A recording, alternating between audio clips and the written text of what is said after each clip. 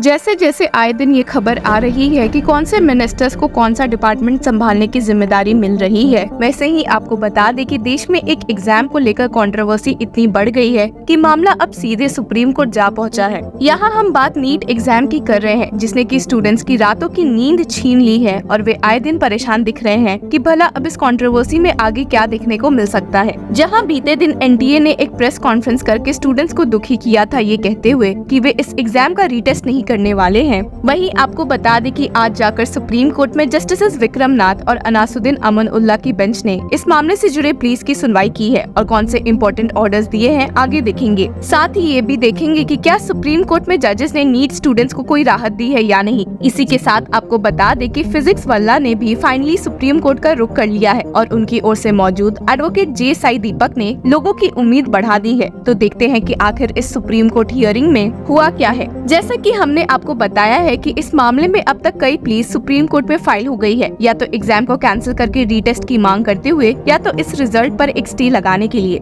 मई 17 को इसी मामले से जुड़े एक प्ली की सुनवाई के दौरान सीजे टीवाई चंद्रचूड़ ने एनडीए को एक जवाब फाइल करने को बोला था, जिसके बाद ये मामला 8 जुलाई के लिए लिस्ट किया गया था। आपको बता दें कि उस समय तक रिजल्ट्स नहीं निकले थे, पर ये बात आराम से फैल चुकी थी कि नीट के क्वेश्चन पेपर्स लीक कर गए थे और इसलिए ही सुप्रीम कोर्ट से इसके रिजल्ट्स पर एक स्टे लगाने की मांग की गई थी, जिससे उन्होंने साफ मना कर दिया था। अब तो जो इसका रिजल्ट आ गया है तो लोगों में काफी गुस्सा एनटीए के खिलाफ देखने को मिला है कि भला उन्होंने कैसी मार्किंग की है कि 67 स्टूडेंट्स ने AIR 1 लाया है। सिर्फ यही नहीं बल्कि स्टूडेंट्स का मानना है कि इसकी वजह से ही इस एग्जाम के कट ऑफ्स हाई गए हैं, जिससे दुखी होकर कई लोगों ने अपनी जान भी ले ली है। लेकिन इस मामले में एनटीए की ओर से मौजूद डायरेक्टर जनरल सुबोध कुमार सिंह ने कहा है कि the awarding of grace marks has not impacted the qualifying criteria of the exam. और आज भी सुप्रीम कोर्ट बेंच के सामने जिस प्ली की सुनवाई हो रही थी उसमें भी पिटिशनर की ओर से मौजूद होते हुए एडवोकेट मैथ्यूज नेदुम्पुरा ने एग्जाम को कैंसिल करने की मांग की है। इसी के साथ हमने जैसा कि आपको बताया, फिजिक्स वाला के सीईओ अलाक पांडे ने आज सुबह ही ट्वीट करते हुए कहा भी था कि वे सुप्रीम कोर्ट का रुख करने वाले हैं और उनकी ओर से मौजूद होते हुए famous advocate J Sai Deepak ने भी एक new petition challenging the NEET results file की है। अपने प्ली के बारे में बताते हुए जे साई दीपक ने कहा है कि 80 marks have been awarded in grace marks randomly to at least 1500 students.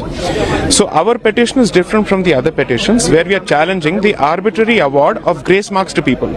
अगर किसी को 650 मिला है या 630 मिला है, उनको 720 भी मिल गया है, they become all India rank number 1. ऐसे भी हो चुका है. So what we have told the court that there is a very clear issue here.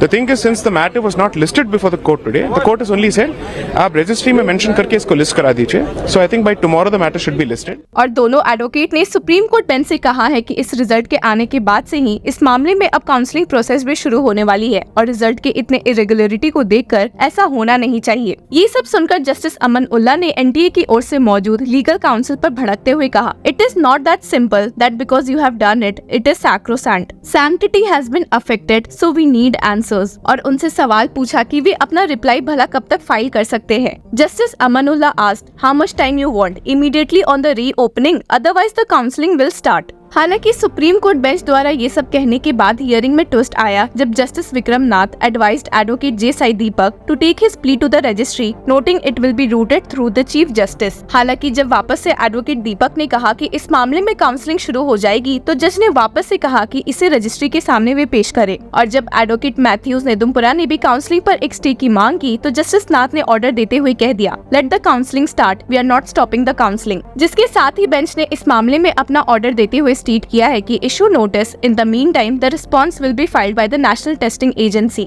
आपको ये भी बता दें कि इस केस में बेंच ने एनडीए के अलावा सेंटर को भी नोटिस इशू करते हुए उनसे जवाब मांगा है और साथ ही सुप्रीम कोर्ट बेंच ने इस मामले को भी जुलाई 8 के लिए पोस्ट कर दिया है बाकी मामलों के साथ। आपको बता दें कि जिस प्ली में पिटिशनर की ओर से एडवोकेट मैथ्यूज नेदुम्पुरा ने सबमिशंस पेश किए थे, वो petition was filed by Shivangi Mishra and 9 others on June 1 before the declaration of the results. ये writ petition which was filed under Article 32 of the Constitution seeks to direct the National Testing Agency to conduct the exam again in view of the allegations of the paper leak. Raising doubts about the sanctity of the exam held on May 5, the petitioners seek the cancellation of the exam. इस hearing के एक दिन पहले भी supreme court में एक urgent listing की मांग करते हुए एक प्ली आई थी। The petitioner mister Jari Pate Karthik from the state of Andhra Pradesh who is a NEET applicant filed a writ petition under Article 32 of the Constitution challenging the action of the National Testing Agency in giving compensatory marks to 1,536 candidates on the grounds of loss of time. The counsels Mr. Y.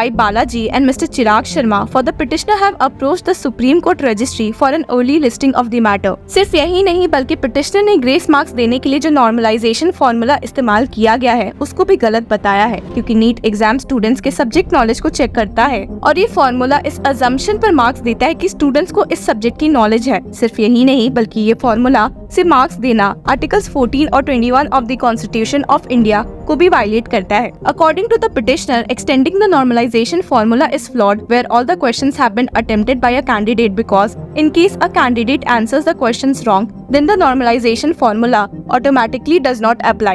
And in case a candidate answers the questions right, then the candidate has already been granted its corresponding marks. सिर्फ यही नहीं बल्कि इस plea में इस बात पर भी फोकस किया गया है कि कैसे जब इस एग्जाम में एग्जाम ऑफलाइन मोड में हुआ है तो टाइम का कैसे लॉस हुआ है और कैसे उसको इक्वेट करते हुए मार्क्स दिए गए हैं। The plea stated, no evaluations, reports, considerations or CCTV footages have been put out in public domain by the respondent number 1 that explain the alleged reason of loss of time in order to grant of compensatory marks to 1,563 candidates in the examination. The examination having been conducted in offline mode cannot have a means of technical delay. Moreover, question papers presumably reach the examination centers well before the commencement of examination. इन कई cases के अलावा लोगों ने इस मामले में अपनी अपनी राय रखी है और इसमें एक वीडियो भी बहुत वायरल हुआ है जिसमें कि लखनऊ की आयुषी पटेल ने क्लेम किया है कि एनटीए द्वारा उनका रिजल्ट ही उन्हें नहीं मिला था, जिसके बाद एनटीए ने कहा है कि उनका ओएमआर टॉर्न कंडीशन में था, इसलिए उनका रिजल्ट नहीं डिक्लेयर किया गया। इस बारे में एक वीडियो बनाते हुए आयुषी ने क्या कहा है, चलिए एक नजर डालते हैं।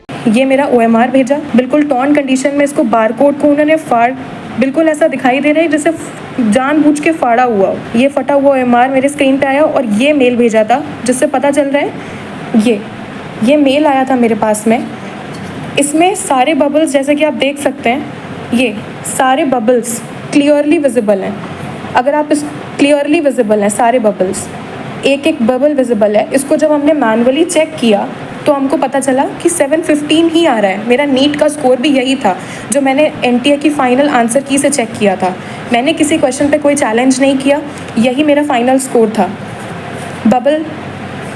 बबल दिखाई दे रहा है, एक एक साफ पूरा बबल, इसको कोई भी चेक कर सकता है। तो नेक्स्ट डे इस चीज़ पे तुरंत एक्शन लेने के लिए हाई कोर्ट में हमने पिटीशन फाइल कर दी। ये पिटीशन के पेपर्स हैं। और आपको बता दें कि इस मामले में भी एनटीए ने एक जवाब देते हुए कहा है कि NTA clarifies that no torn OMR answer sheet was sent via official NTA ID. तो देखते हैं कि आने वाले दिनों में और क्या क्या एनटीए अपनी ओर से कह सकती है। और इस केस के लीगल अपडेट से जुड़े रहने के लिए कीप फॉलोइंग लॉ चक्रा।